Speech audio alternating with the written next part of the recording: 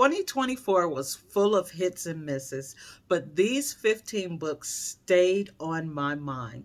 There is nothing like reading a good book the first time around. I won't be giving a full review of these books, but I will give a short explanation. So let's get started. My name is Raquel. Welcome and welcome back.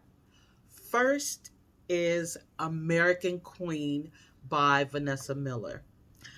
So this book was historical fiction. It is based on a true story, and it is about a woman who is queen of this particular community, which was on the border of North Carolina and South Carolina. Book number two is Sunrise Over New Jessup.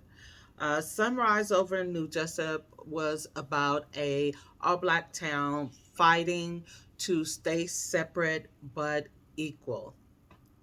Number three, Sky Full of Elephants by Sibo Campbell. And this one was the US or maybe the world, I'm not sure, um, full of people who are not black. And so they all walked off into the ocean. All the other people walked off into the ocean. So everybody's black. And so basically, it is just about um, not being oppressed or suppressed, about working together and figuring it out together. Then we have The Reckoning, When the Reckoning Comes. That one is by Latoya McQueen, and it is about the souls of enslaved people coming back to enact justice on the future generations of the people who harmed the enslaved people in the past. Um, that Then you have James by Percival Everett, and this is Huckleberry Finn told from James's perspective. Then you have Kennedy Ryan's This Could Be Us, which was about, geez, I can't remember her name. Anyways, it was about a woman who had a husband. He did her dirty, and she had to start all over from scratch and take care of her three daughters on her own. And then we have All the Sinners Bleed by S.A. Cosby, and that is a thriller. This one was about a young white boy who unalived a young black boy at a school. And funny enough, it isn't what you think it is, but it's really good. I totally enjoyed it. It was awesome, and I'm really not into thrillers, but that one was so good. Then we have Brooklyn by Tracy Brown, which is about a teenage girl who turns her back on her religious family and falls in with the wrong crowd. And she finds out that your actions have consequences. And her consequences were severe. Take My Hand by Dolan Perkins, which was about a nurse, and this was too was based on real life facts. It is about a nurse who risked everything, her career, like her freedom, all sorts of things, to help this impoverished family when she found out that the government was up to some really sinister, creepy stuff. And yeah, she helped the family out.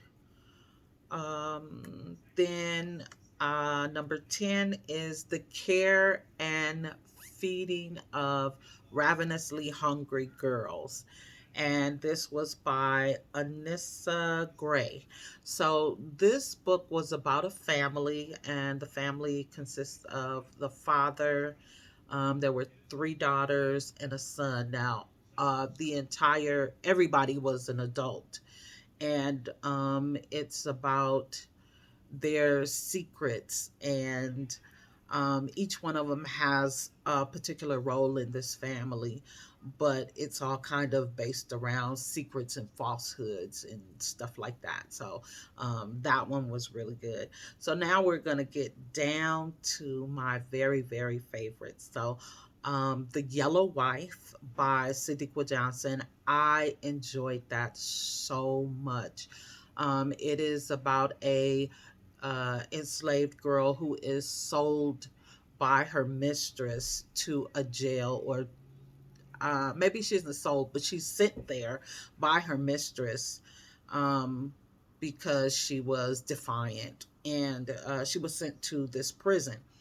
And instead of her going there just and being a prisoner, she went there and she used her beauty to get her a better standing in the prison, and so that she could also help the people that she loved. And so it was a wonderful story, and I truly enjoyed it. The next one was Skin and Bones by Renee Watson. This was an incredible story about these four Black women. And it's basically their experiences, how they were treated as Black women, how they were treated as women, and also how they were treated as plus sized women. And this one was set in the 60s in Portland, Oregon. It also had some historical facts in it, which I truly enjoyed. But this was a great book. I mean, yes, it's like basically number three. Because I started backwards. I started from number 15. So the last five, starting with The Care and Feeding of Ravenously Hungry Girls, are my absolute favorite out of the 15. And then number 13, which I guess would actually be number three, is called Grown Women by Grown Women by Sari or Sarah, I'm not sure how to pronounce it, Johnson. So this is about four generations of women who were physically assaulted, and they're assaulted by their family members. So one mom is doing a particular thing to the daughter. She grows up and says, "Hey, I'm not going to do that to my daughter." And then she turns around and does it anyway, but she does it in a different way. And then it goes down to the fourth generation. And each one of them are actually thinking that they're doing something different. However, it comes out different, but it's actually the same thing. It was a great book. I enjoyed that book. And then we have A Summer in Savannah by Tara Shelton Harris. This was an awesome book about a woman who was attacked by there's a set of twins. She was attacked by one of the twins, and she leaves town for her own mental health and a secret that she's carrying, but she has to eventually come back to care for her father, and winds up having to um maybe confront, I'm not sure if confront is the right word, but she has to um meet up, maybe confront the family of the person who assaulted her and reveal her secret. Awesome book. I loved it. I wanted to read, she has another book, but I wasn't able to get into it. Hopefully, I will be able to read it because her writing was great. I loved it. And then we have number 15, which is really my number one, and it is called Night Wherever We Go. This book was a flat out trip. I loved it. So, Night Wherever We Go is historical fiction. It is by Tracy Rose Payton. And basically, you have this farmer. Well, he's a plantation owner, but he's not very good at it. And so he has this farm that's kind of going to crap, and he has these enslaved people, and they're all women mostly. And so he's got this brother-in-law who tells him, yeah, go out and get the females or whatever, because they can cook and clean, they can work the farm, and they can have babies, and they'll be able to, increase your, I guess, his finances, because they're able to do all these things and have babies, right? So the women on the farm, they felt disrespected, and who wouldn't? And so they didn't want to have children. And yeah, so they had a different plan in mind. Their agenda was different. And I loved it. It is a total act of rebellion right under their noses. And it's not what they think it is. This was a great read, I have to say. It was, I don't even know what I thought it was going to be about, but this book, um, Night Wherever We Go, Grown Women, and One Summer in Savannah.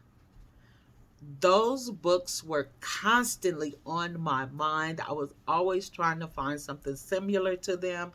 Um, I, I did everything I could to try books that were similar to those. I wasn't able to, but I was able to enjoy them.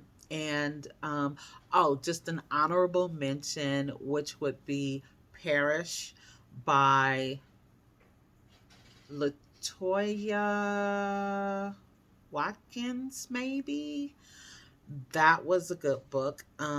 It was about this super dysfunctional family. I think it's like three generations, and it starts off with the one of the daughters being abused by her fathers and her brothers after her mother passes away.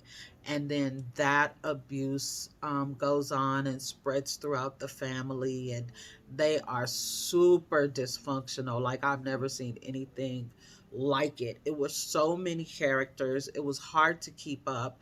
But again, I did enjoy it. It was a great book. I hate that I didn't put it in with my 15, but just know that it was great. I love that one as well. So I guess you could say I had 16. Anyway, just to go over that 15 again, or the 16 again, that would be American Queen by Vanessa Miller, Moonrise over New Jessup, When the Reckoning Comes, Percival by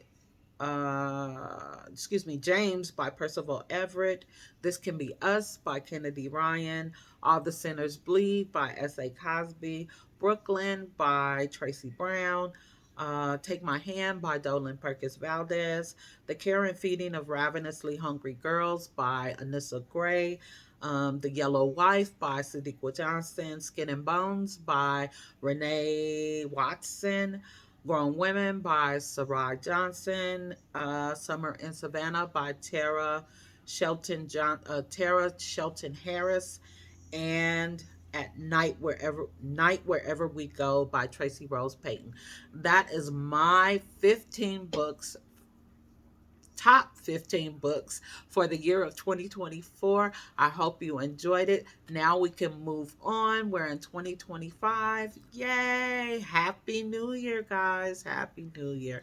I wish many, many blessings for all of you, and talk to you soon. Bye bye.